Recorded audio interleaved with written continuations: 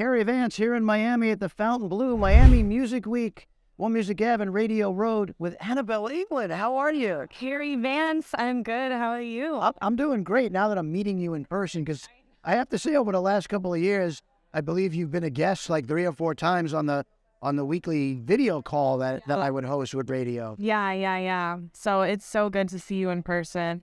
No, it is. Is this one of the times, like probably over the last 3 or 4 years, you're probably meeting a lot of people this week that you've only seen on video or spoken to on the phone? Is it great? This year has been the first year where I'm really starting to see everyone in real life, because things really took off for me radio wise during COVID and like the end of 2020. So even still then, things were kind of really low key, and even Miami Music Week last year was kind of low key as well. So it's so good to see everyone in real life. I mean, it's great to just be in person and connect. Like, you don't get that true connectivity like you do in real life.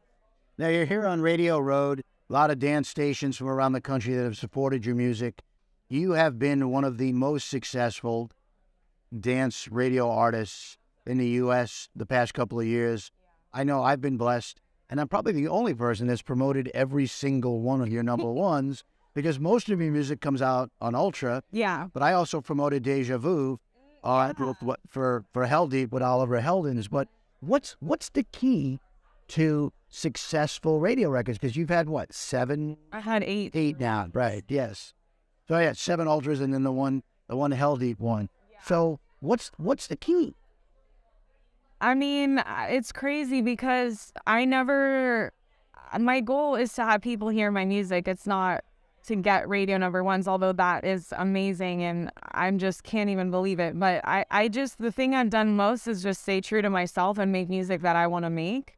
I mean, when I make songs now, because I've gotten so many number ones, I'm thinking, well, could this be a number one? I don't know. I don't know the answer. So I think what's just found to be the best method for me is to just make music that I like, that sounds good to me, and just be true to me and see what happens. You know, it's hard not to put pressure on myself, but obviously that's there when there's been success.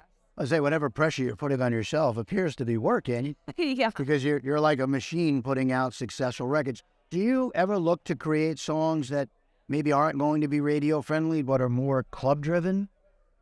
So I started my music doing that. I started in the underground house scene. So to me, I really just want to keep going higher with radio. I want to make true pop records. So I started just doing full club tracks.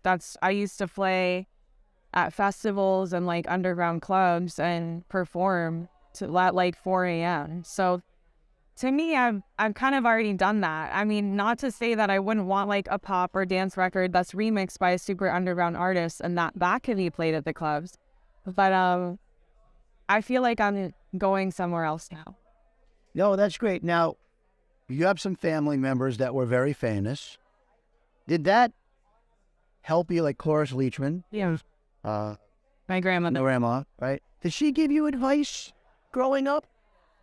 Everything was just so effortless for her. So I guess like she told all of her kids, so like all my dad and my uncles and aunt, like just get ready, it's gonna happen. So I don't think she taught anyone that you have to really work for it. And I think everyone just was used to, oh, I'm Cloris Leachman's son, so it'll just happen. But like for me, I saw a lot of that happening, so I felt like I just had to work so hard to get what I want. And I honestly didn't really like to share that she was my grandma at the time, because I wanted people to choose me for me.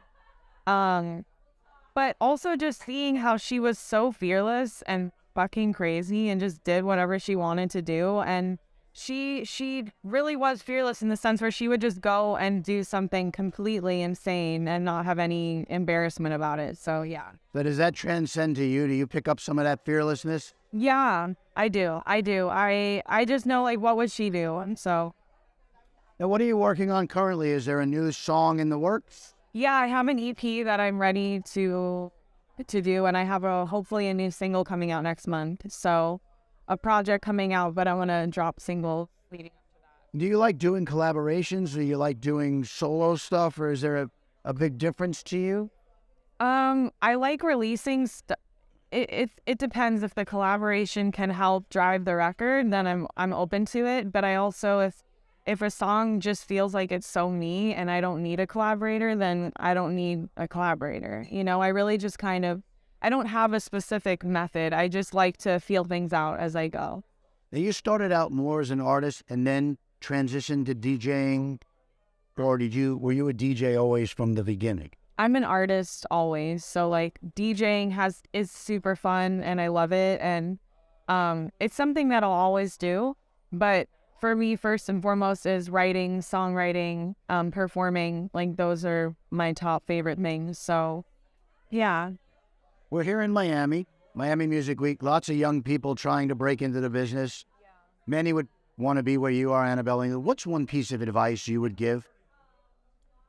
One piece of advice I would give to people who are just starting out is to just be authentic to who you are, and to me, it's so boring to hear the same sound that sounds like someone else. Like, just be yourself. There's a reason why we are all different, and it's for our originality and our authenticity. And I don't want to see the same thing that's been done a million times. I want to see something new, and it's hard and it's scary. But we all have that difference, and I think accentuating that and being true to that and carving away at the marble of who we are is so important in our life, and if you want to be an artist specifically. Well, before we let you go down Radio Road, we want to do something called Carrie's Quickies. Okay. Right? We want to give your fans a chance to get to know Anabel Englund a little bit better. Okay. Hot or cold? Hot. Fast or slow? Slow. What are we talking about?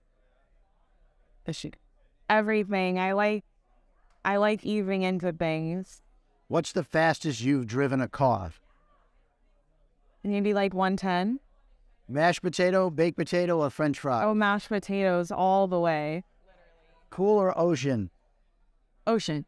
Hard or soft? Soft. What are we talking about? It depends. Facial? Okay. Before you... Kind of facial.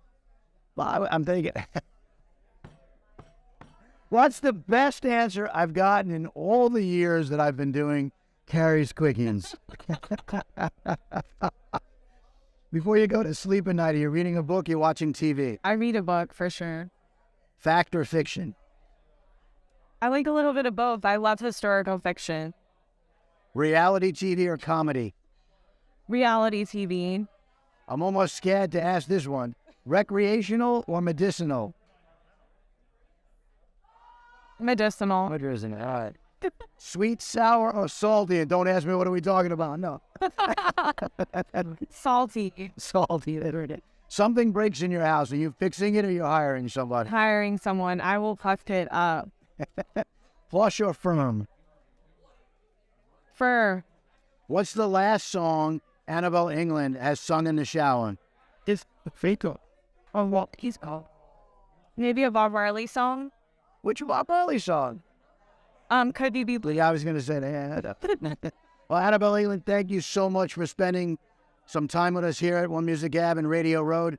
We wish you continued success, and I'm sure it won't be long before you have your 9th #1. Oh my gosh, let's get it there. My Thank you. single, let's go. Thank you.